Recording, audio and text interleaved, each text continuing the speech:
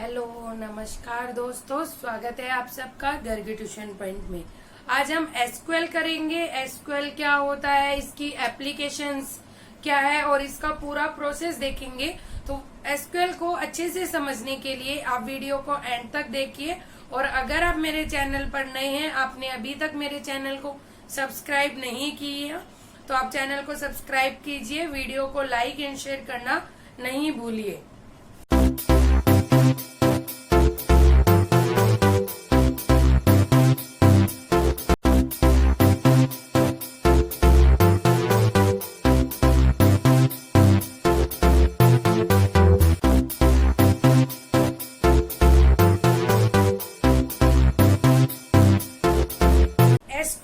SQL की full form होती है हमारी स्ट्रक्चर्ड क्वेरी लैंग्वेज। लैंग्वेज का मतलब ये इंग्लिश या हिंदी लैंग्वेज नहीं, ये कंप्यूटर की एक लैंग्वेज है जो मेनली हमारे काम आती है डेटाबेस में। हम डीबीएमएस जो करते हैं, DBMS full form database management system. तो डेटाबेस की एक कंप्यूटर लैंग्वेज होती है ये, जो मेनली रिलेशनल डेटाबेस के लिए यूज में लाई जाती है। इसमें हम डेटाबेस में से डेटा को रिट्रीव करने के लिए, डेटा को स्टोर करने के लिए और डेटा को मैनिपुलेट करने के लिए हम एसक्यूएल लैंग्वेज का यूज करते हैं। ये एक स्टैंडर्ड लैंग्वेज होती है रिलेशनल डेटाबेस की। इसके अलावा और भी बहुत सारी लैंग्वेज है, मगर एक ये स्टैंडर्ड लैंग्वेज जिसे हम कहते हैं, जो मेनली यूज में आती है, एसक्यूएल वही लैंग्वेज है। इससे आप क्या करते हैं, इजिली डेटाबेस से डेटा को रिट्रीव कर सकते हैं, इजिली डेटा को क्रिएट कर सकते हैं, इजिली आप डेटा को डिलीट कर सकते हैं, डेटा को मैनिपुलेट करते हैं। तो क्वेश्चन ऑफ माइंड में ये आता है कि वाई एसक्यूएल, इसकी एप्लीकेशंस क्या है। तो आइए अब करते हैं हम इसकी एप्लीकेशंस।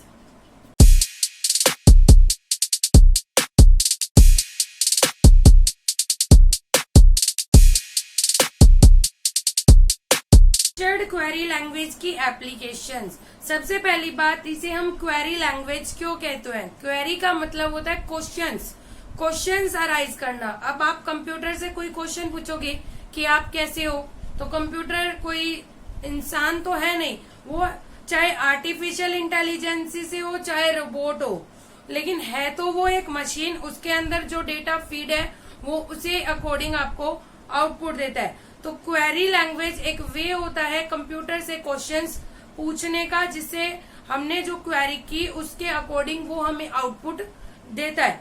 तो इसके एप्लीकेशंस की बात करते हैं। First, most widely used query language. सबसे ज्यादा यूज होने वाली क्वेरी लैंग्वेज है एसक्यूएल, क्योंकि ये बहुत इजी होता है। इजीली आप बहुत स्मॉल सिंटैक्स यूज करके आप अपने क्वेश्चंस, आप अपनी क्वेरीज कंप्यूटर के थ्रू निकाल सकते हो, अपने आंसर्स आउटपुट जान सकते हो। Second, allow users to describe the data. SQL में यूजर्स को अलाउ करता है कि बीच में जब आप क्वेरी कर रहे हो उसके बीच में आप अपने डेटा को डिस्क्राइब कर सकते हैं। आप अपने यूजर्स को ऑप्शंस दे सकते हैं, डिस्क्रिप्शन का, डिलीशन का, एडिशन का, इंसर्शन का। तो यूजर को डेटा को डिस्क्राइब करना अलाउ करते हो। यूजर को डेटा को डिफाइन करना, उसे मैनिपुलेट करना। मैनिपुलेट मतलब उसे चेंज करना, कुछ डिलीट करना है, कुछ इंसर्ट करना है, उसकी स्पेलिंग गलत हो गई है उसे करेक्ट करना है, 10 का 15 हो गया, मतलब छोटे छोटे एरर्स को मैनिपुलेट करना, ये कहलाता है। ये यूजर को हम अलाउ करते हैं एसक्यूएल लैंग्वेज में। Third is allow to embed within other language using SQL modules, libraries and compilers. इसका मतलब क्या है, जो एसक्यूएल का कंपाइलर है, एसक्यूएल के मॉड्यूल्स है और एसक्यूएल की लाइब्रेरीज है, उसको आप इजीली दूसरी लैंग्वेज के साथ एम्बेड कर सकते हैं, ज्वाइन कर सकते हैं और इजीली और क्वेरीज को भी, अपने और क्वेरीज को और अदर फाइल्स को अपने डेटाबेस में मैनेज कर सकते हैं, ऐड कर सकते हैं। इजीली दूसरी लैंग्वेज के साथ आप उसे एम्बेड कर सकते हैं। नेक्स्ट, ये एसक्यूएल क्या करती है, यूजर को टेबल या डेटाबेस क्रिएट करने देती है। आप डेटाबेस को क्रिएट कर सकते हैं, नई टेबल्स को क्रिएट कर सकते हैं, ड्रॉप कर सकते हैं। आपकी पुरानी टेबल आपको कोई डिलीट करनी हो, डेटाबेस डिलीट करना हो, तो उसे बोलते हैं ड्रॉप करना। ठीक है। इसके अलावा एसक्यूएल में हम यूजर को व्यू, स्टोर्ड प्रोसीजर और फंक्शंस, ये क्या होते हैं हम आगे की वीडियोस करेंगे एसक्यूएल से रिलेटेड, तब उसमें मैं आपको बताऊंगी कि व्यूज क्या होते हैं, स्टोर्ड प्रोसीजर्स क्या होते हैं, डेटाबेस के फंक्शंस क्या होते हैं। अभी आपके लिए इतना जानना जरूरी है कि ये यूजर्स को अलाउ करता है कि आप जितना देखना चाहें सिर्फ उतना आपका डेटा ओपन हो। तो अलग अलग व्यूज, अलग अलग स्टोर्ड प्रोसीजर्स अलाउ करता है यूजर्स को डेटाबेस में क्रिएट करने के लिए, मैनिपुलेट करने के लिए। ठीक है फ्रेंड्स, तो आपको समझ में आया कि एसक्यूएल के एप्लीकेशंस क्या क्या है। हम इजीली इसमें टेबल्स और डेटाबेस को क्रिएट कर सकते हैं, मैनिपुलेट कर सकते हैं, ड्रॉप कर सकते हैं इजीली अदर लैंग्वेजेस के साथ। हम एसक्यूएल के मॉड्यूल्स, लाइब्रेरीज के बल पर उनके साथ हम दूसरी लैंग्वेजेस के साथ एम्बेड कर सकते हैं। हम डेटाबेस को क्रिएट कर सकते हैं। इसके अलावा डेटाबेस को हम अपने डेटा को डेटाबेस में डिस्क्राइब कर सकते हैं। तो these are the applications. Now we will talk about the process of SQL.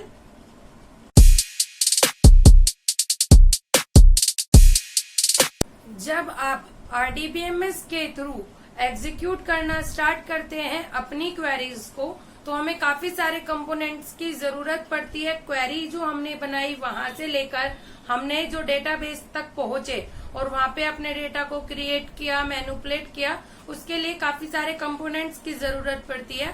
और वो कंपोनेंट्स है हमारे, फर्स्ट वन इज, यहाँ पर हमारे रेडी हुई एसक्यूएल क्वेरी। हमने अपनी एसक्यूएल क्वेरी बनाई, उसके बाद हुआ क्या, क्वेरी लैंग्वेज प्रोसेसर।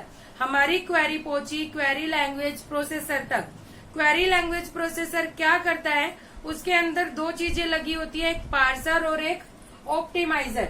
जो आपने क्वेरी सेंड की उसको मिनिमाइज करता है, जितना कम से कम, छोटे से छोटा उसे कर सकता है, उसे मिनिमाइज करके ऑप्टिमाइज करता है। ऑप्टिमाइज का मतलब अब उसको बिल्कुल करेक्ट जगह पर करेक्ट सिंटैक्स के साथ उसे बना देता है और उसके बाद ट्रांसफर करता है क्वेरी लैंग्वेज प्रोसेसर तक। उस क्वेरी को मिनिमाइज करने के बाद, ऑप्टिमाइज करने के बाद अब वो क्वेरी पहुंचती है डीबीएमएस इंजन तक, डेटाबेस मैनेजमेंट इंजन तक। डीबीएमएस इंजन में फाइल मैनेजर और ट्रांजैक्शन मैनेजर लगे होते हैं। ये उस जो हमने क्वेरी सेंड की उसको अपनी फाइल में स्टोर करते हैं और उसको ट्रांजैक्ट करते हैं नेक्स्ट कंपोनेंट तक।